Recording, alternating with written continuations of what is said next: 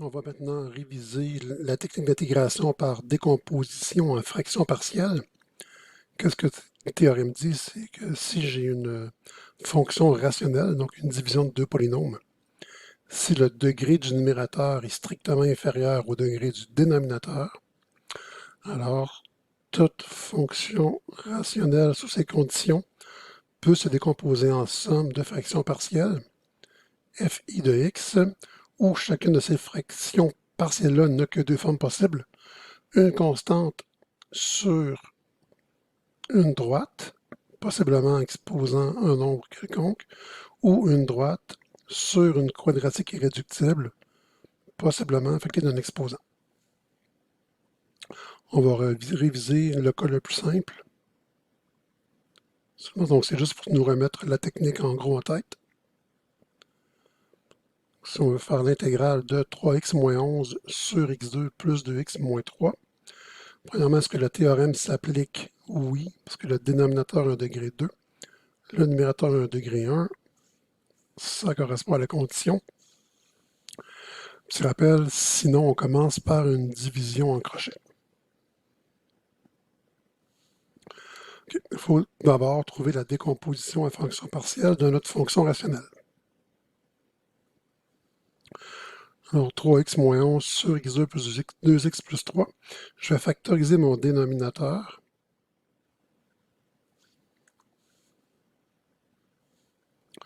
Donc j'ai besoin de, puisque j'ai un trinôme restreint avec le a qui vaut 1 ici, donc deux nombres dont la somme est 2 et le produit est moins 3. J'aurai 3 et moins 1, donc x plus 3 fois x moins 1. Ce qui me permet, puisque ici j'ai deux facteurs linéaires différents, d'y aller avec ma décomposition qui est une constante sur le premier facteur qui est x plus 3, plus une deuxième constante b sur le deuxième facteur qui est x moins 1.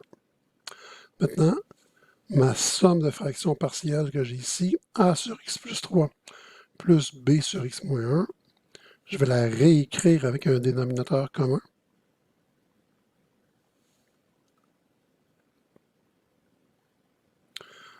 Donc mon dénominateur reste x plus 3 fois x moins 1. Ici, je veux transformer ma somme ici en fraction unique. Il y a plusieurs façons de faire. On peut dire x plus 3 fois x moins 1 divisé par x plus 3, il reste x moins 1. Le reste vient multiplier le numérateur, ou dire encore comment je transforme le dénominateur ici en mon dénominateur commun. C'est en ajoutant x moins 1. Donc, je dois ajouter aussi x moins 1 au numérateur, ce qui fait a fois x moins 1.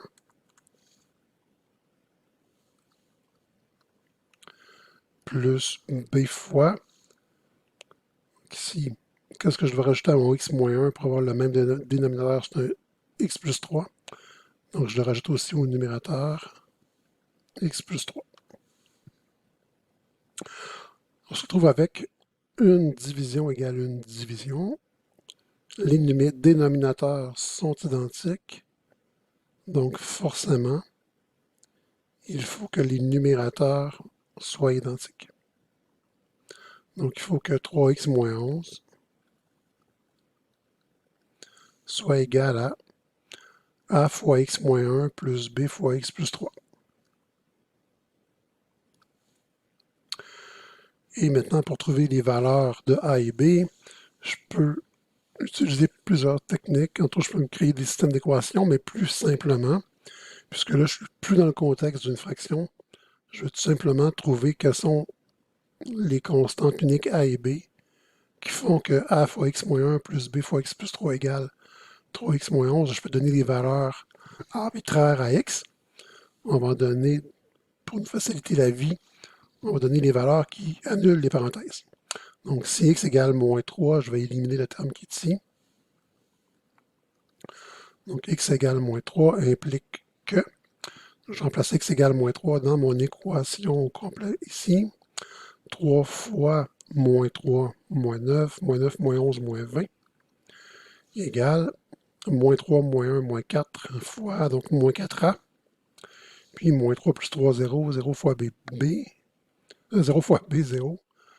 Donc si moins 20 égale moins 4A, c'est-à-dire que A égale 5.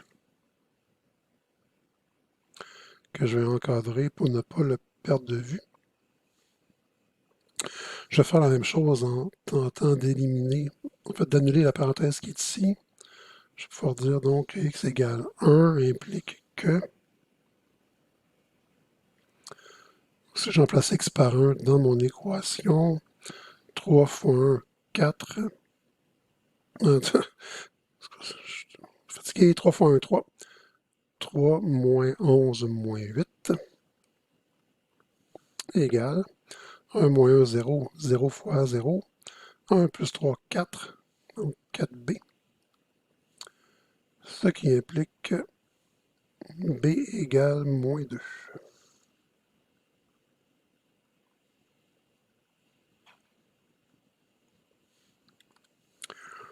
Et voilà, alors notre intégrale de départ,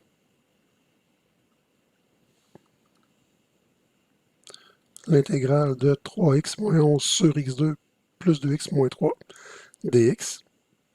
Mais puisque mon intégrand d'ici se décompose de cette façon-là, je peux dire que je vais avoir l'intégrale de l'expression ici qui est une somme de deux fractions partielles en changeant a et b par leur valeur, puis l'intégrale d'une somme étant la somme des intégrales, ce sera l'intégrale de chacune des petites fractions partielles qu'on a trouvées. Donc, l'intégrale de la valeur de a qui est 5 sur x plus 3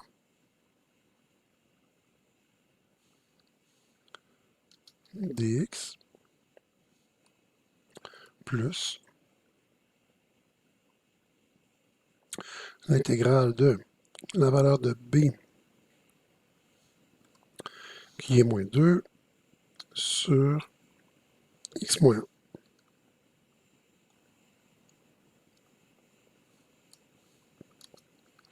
Dx. Puis ça, c'est égal à quoi? C'est égal à, si je peux sortir le 5, donc 5 fois l'intégrale de 1 sur x plus 3. Pas besoin de faire de champ de variable, on est habitué. Donc ln de valeur absolue de x plus 3. Ici, je peux sortir le moins 2, donc moins 2 fois l'intégrale de 1 sur x moins 1. ln de valeur absolue de x moins 1 plus c. Je n'ai pas besoin de faire d'ajustement de variable puisque j'ai une droite de pente 1. Le changement de variable nous amènerait aucune nouvelle constante multiplicative. On a complété notre problème, donc l'intégrale de 3x moins 11 sur x2 plus 2x moins 3 dx est 5 ln de valeur absolue de x plus 3 moins 2 ln de valeur absolue de x moins 1 plus c.